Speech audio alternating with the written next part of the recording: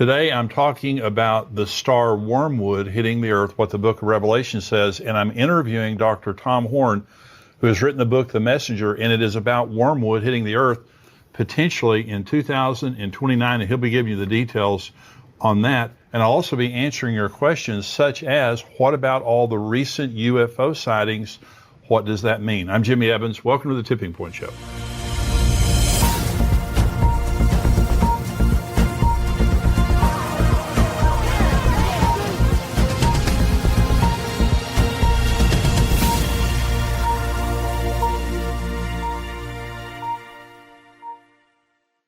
Welcome to the Tipping Point Show today. We've got a very, very interesting show today because we're talking about Revelation chapter 8, where wormwood, the star wormwood, hits the earth. Now, there is an asteroid headed toward Earth that NASA is talking about. All the experts are talking about it hitting the earth in April of 2029, and that's what this book is about by Thomas Horn. And we have a big interview coming, some in the free portion of the program. The rest of it will be in the subscriber portion after the break. But he's written this book called The Messenger, and this goes into detail now about what the experts are saying, and that is there is an asteroid, a major asteroid on the way to Earth. And many of the leading experts are saying it's going to hit the Earth on April the 13th, 2029. And so Dr. Thomas Horn is going to be talking about what that means related to the end times and when the beginning of the tribulation would occur. So stay tuned for that. Let me just kind of talk us up to the point of the interview with Dr. Horn. I've been talking about the book of Revelation, and there are basically 21 judgments. There are more than that actually in the book of Revelation, but you have the 7 seal judgments, and we've talked about that, the 7 trumpet judgments and the 7 bowl judgments, and they get worse. Now, they start out really bad. Some people ask, does the tribulation begin with, not too much bad stuff happening, and then there's the great tribulation? Jesus is the one that told us in the middle of the tribulation, when the abomination of desolation occurs, he said the second part of that is great tribulation such as never occurred on the earth. And so the last 3.5 years is definitely worse than the first 3.5 years, but the first 3.5 years are very, very severe. The first seal that is broken, there's a rider on a white horse. That's the Antichrist. And he has a bow. He's making war. He goes out to conquer and to make war. Then there's the rider on the red horse. That's the second seal that's broken. Peace is taken from the earth and men kill each other. Okay. The third seal is the rider on the black horse, and it says that there's famine and starvation. It takes an entire day's wage to buy enough food to survive that day. The fourth seal is broken, and it's the pale horse. A fourth of mankind is killed in different manner, by starvation, by sword, and by wild animals. It's just absolutely awful. The first 4 seals are terrible. The 5th seal is broken, and you have the altar of souls, where the people who have been martyred are asking God, how much longer do we have to wait? And the Lord says to him, there's more coming. There's more people who are going to be martyred.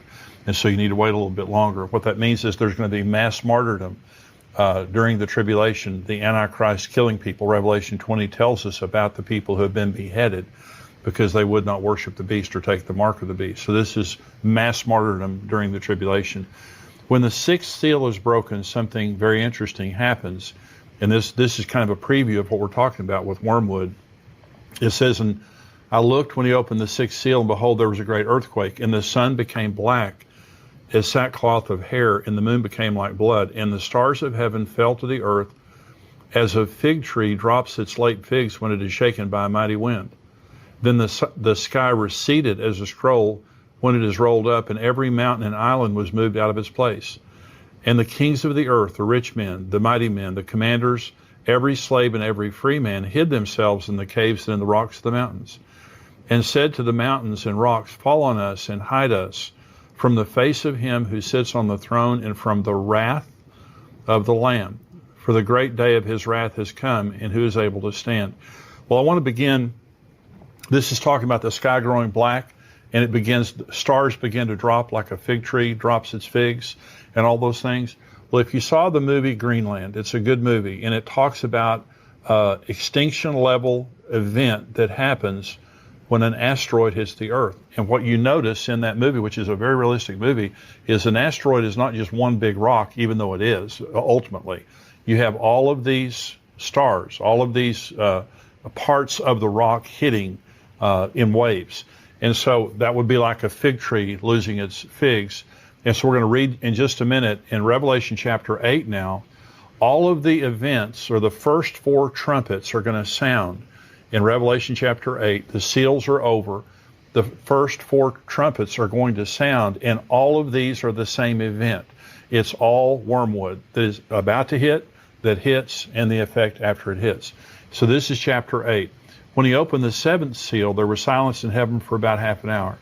And I saw the 7 angels who stand before God, and to them were given 7 trumpets. Then another angel, having a golden censer, came and stood at the altar. He was given much incense, that he should offer it with the prayers of all the saints upon the golden altar which was before the throne. And the smoke of the incense with the prayers of the saints ascended before God from the angel's hand. And then the angel took the censer, filled it with fire from the altar, and threw it to the earth. And there were noises, thunderings, lightnings, and an earthquake. So the 7 angels who had the 7 trumpets prepared themselves to sound. So they're about to sound their trumpets, and as each one of them sounds the first 4 trumpets now, this is all talking about the same event. This is the first trumpet. Verse 7, the first angel sounded, and hail and fire followed, mingled with blood, and they were thrown to the earth. And a third of the trees were burned up, and all the green grass was burned up.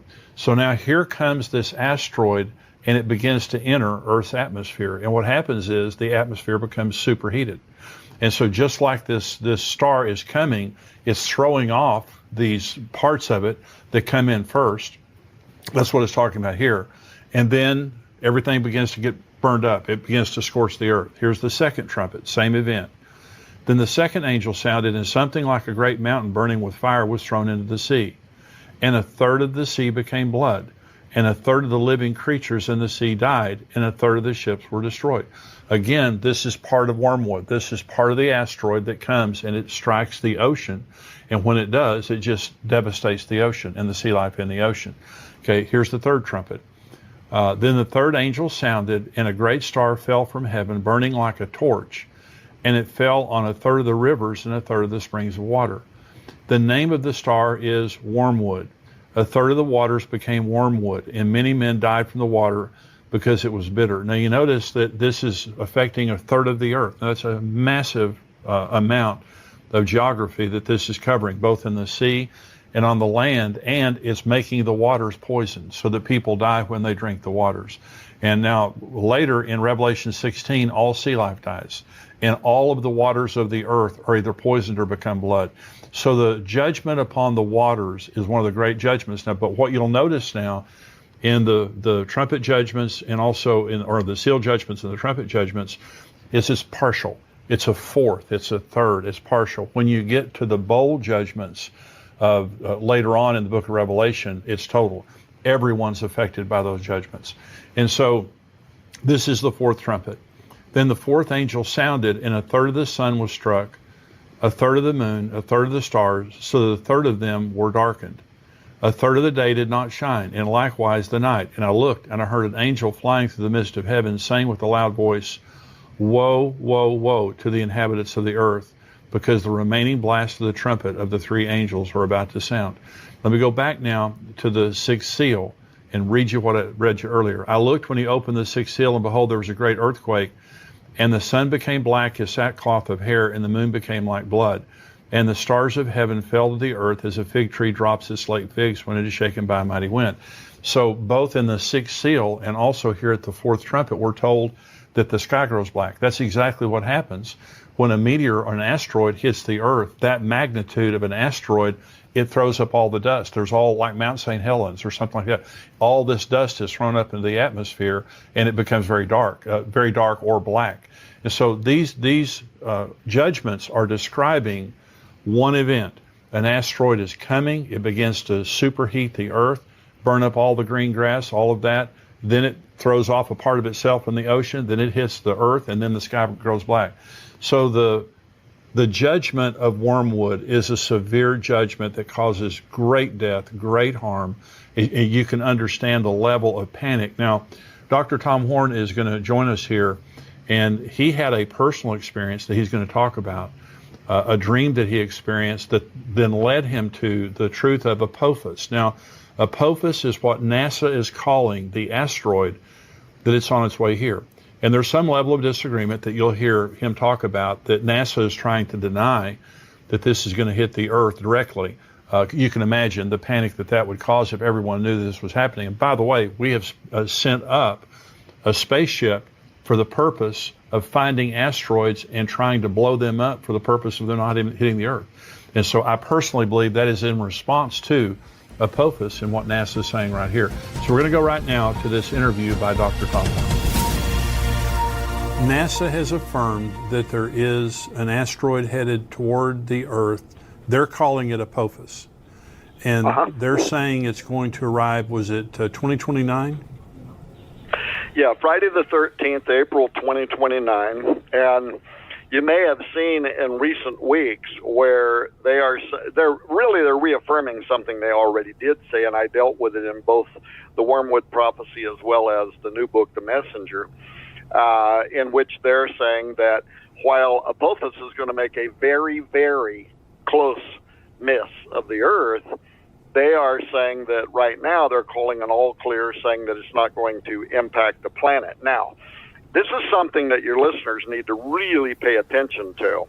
There are numerous scientists that reacted to their most recent all clear, warning that the trajectory that they have made, their calculation of Apophis, is off by as much as 600,000 miles. Good. In fact, the mathematician Harry Lear, he implies that Apophis is going to crash into Earth in 8 years from now, and he even went so far as to send a letter to the President of the United States begging him to have the U.S. government scientists cross-check those calculations immediately, because he says that NASA's either playing a game with the trajectory stats, or they are just they're intentionally misleading the public. And then he ends his letter. Anybody can log online and read his letter. He ends that dispatch with this ominous admonition that he thinks we're already out of time anyway. But maybe if we got on it now, and I think behind the scenes they are on it now, I think it's part of the reason Space Force was formed, that they're trying to figure out how they might be able to mitigate this incoming event. But it's not just Lear. Nathan Myhrvold, who was the head of Microsoft, the science department for Microsoft for many years, he is consistently listed every year in the top 100 scientists in the world. And he recently wrote a peer-reviewed paper that I referred to in the books called An Empirical Examination of Wise, Neo-Wise Asteroid Analysis and Results, in which he not only refutes a lot of the data from NASA, he charges them outright with deliberately misreporting threats by these near-Earth objects and of behaving extremely deceptively with deliberate scientific misconduct. So in other words, he is saying this wasn't an accident on part. They are going out of their way to intentionally cover up very real, potentially imminent space threats, including Apophis. And then there's a video on YouTube that anybody can watch right now that's got the famous planetary scientist and the astrophysicist Neil deGrasse Tyson, very popular figure. And he says that on April 13, 2029, I'll quote, this is from the YouTube video, this is a quote, Apophis will come so close to Earth that it will dip below our orbiting communication satellites. It will be the largest, closest thing we have ever observed to come by Earth. The orbit we have for it now is uncertain because these things are hard to measure and hard to get an exact distance for, so we cannot tell you exactly what that trajectory will be.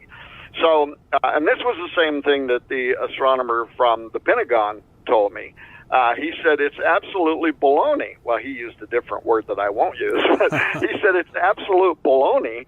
He said, you can't say that a stone as big as Apophis, and it's... Continue, fine, and if you do, that's great also. But become a subscriber. If you're not a subscriber, I'm going to say goodbye to you. If you are a subscriber, we're going to take a short break here, and we'll be back with more of the interview from Dr. Tom Horn, and I'm also answering questions.